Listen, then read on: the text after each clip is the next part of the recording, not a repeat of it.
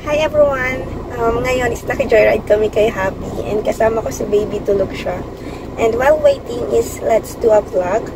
And ang isi-share ko po sa inyo is kung paano ba maging TikTok affiliate kahit wala ka pang 1,000 followers. So kung interesado po kayo sa topic na to, please click the like button. Pa-subscribe na rin po sa mga hindi pa nakakapag-subscribe and keep on watching! So ano ba ang TikTok affiliate?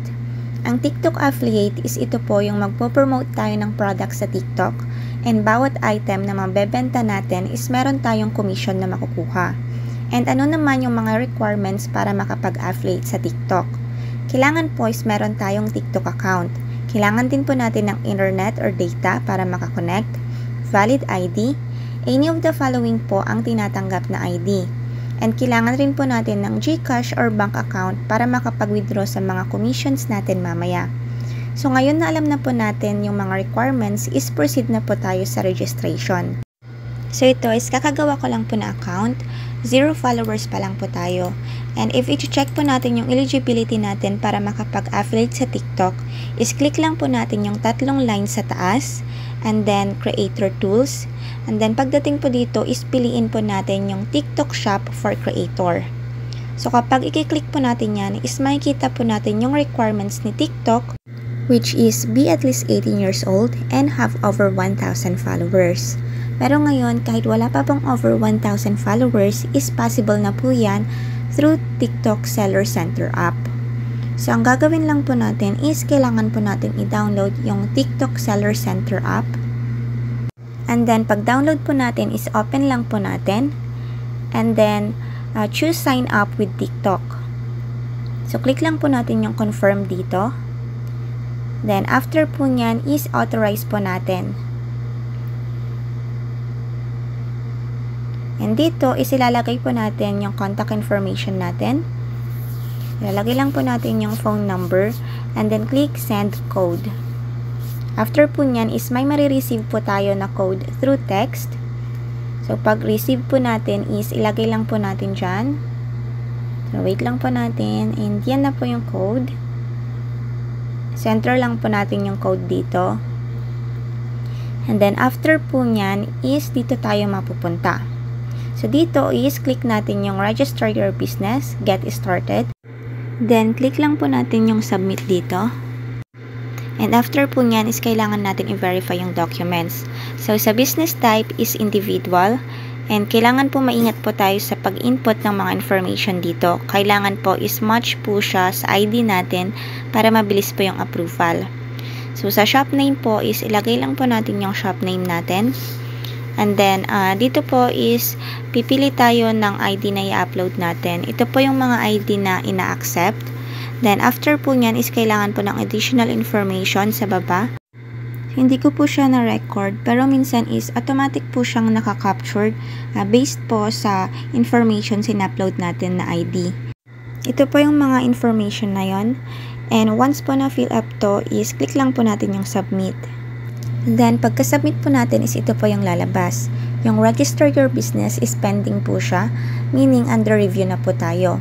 And bibigyan po nila tayo ng update within 48 hours. So, yung ako po is hindi na po umabot ng 48 hours. After ilang minuto is naka-receive na po ako ng email. So, ito po yung itsura ng email once na-approve na tayo. So, check po natin. Punta po tayo sa TikTok natin. And then, click po natin yung tatlong lines. Then, creator tools. Tapos, TikTok shop for creator. And then, yan po. So, pwede na po tayong mag-promote ng product. So, click lang po natin yung get started. So, pag-click po natin yan is, click lang natin not now dyan. And then, after po nyan is, dito na po tayo mapupunta. So, sa product marketplace is, dyan po tayo pwedeng kumuha ng mga items na ipopromote natin. Click lang po natin yan. And pagka-click po natin is lalabas po dyan yung mga product na pwede nating i-promote. So yan, scroll lang po tayo. And then pwede na tayong mag-add agad. Or if may specific item po tayo na gusto, is pwede po natin yung i-search. So gamitin po natin yung search bar doon sa taas. Then lalabas na po yung item na yon. And then, for example yan, pinili natin yung wipes na yan. So, pag-click natin is lalabas yung commission na makuha natin and kung magkano yung makuha natin kapag may nabenta tayo.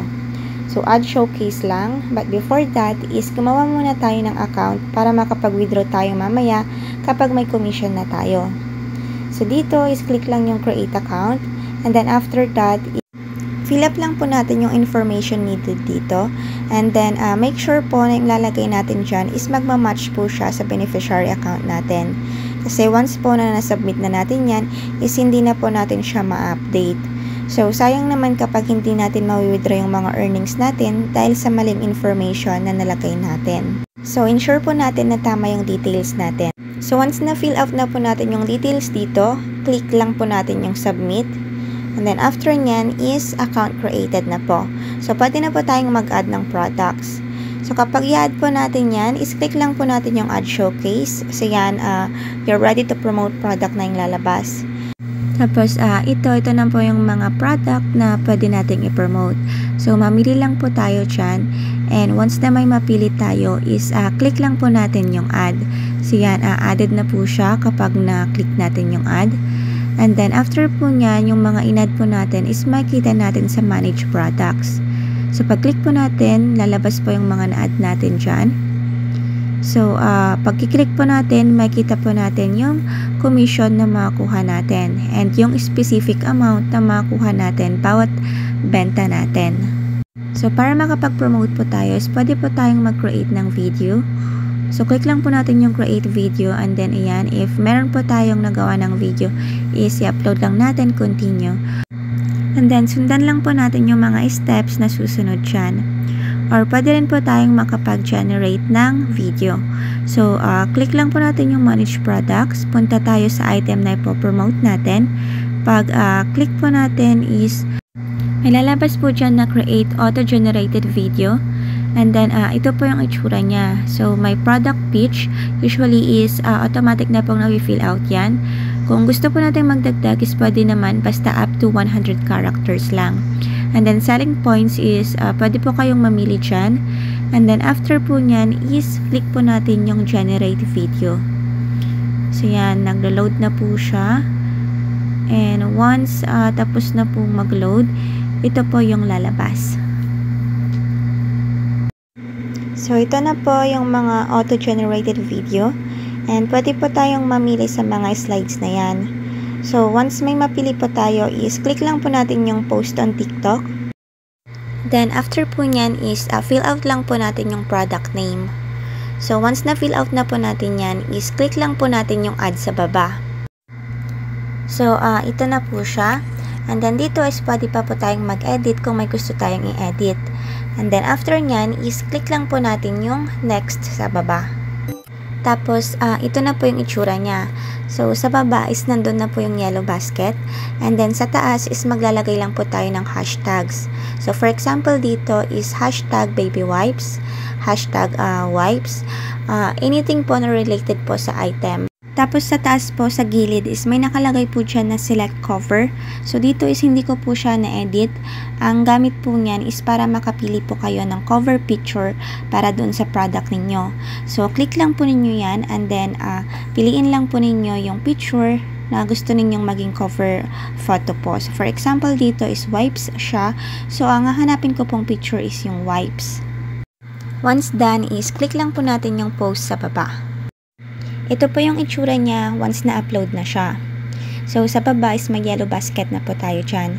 So, if pupunta po tayo sa profile natin, nandyan na po yung video.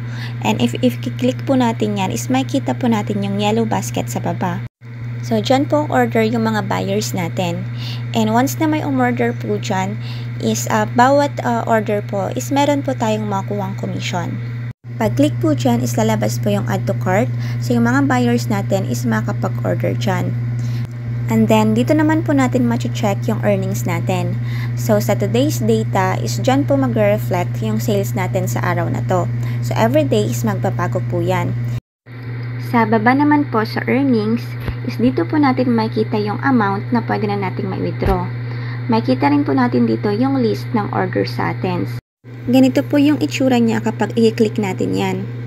So, sa taas po is available balance. So, dyan po is magre-reflect po yung commission na na-credit na sa atin. So, pwede na po natin i-withdraw yan.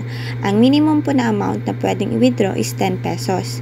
And then, sa baba naman po is affiliate orders. Dito po lalabas lahat ng list ng orders sa atin. So, dito, lalabas po lahat ng na-order sa atin. Then, makita rin po natin yung percent ng commission and then estimated amount. Sa pending naman po is dito naman po lalabas yung mga orders na delivered na and hindi pa delivered pero bayad na. Sa settled naman is ito yung mga orders na na-credit na yung commission sa atin. And sa ineligible is ito yung mga canceled or return orders.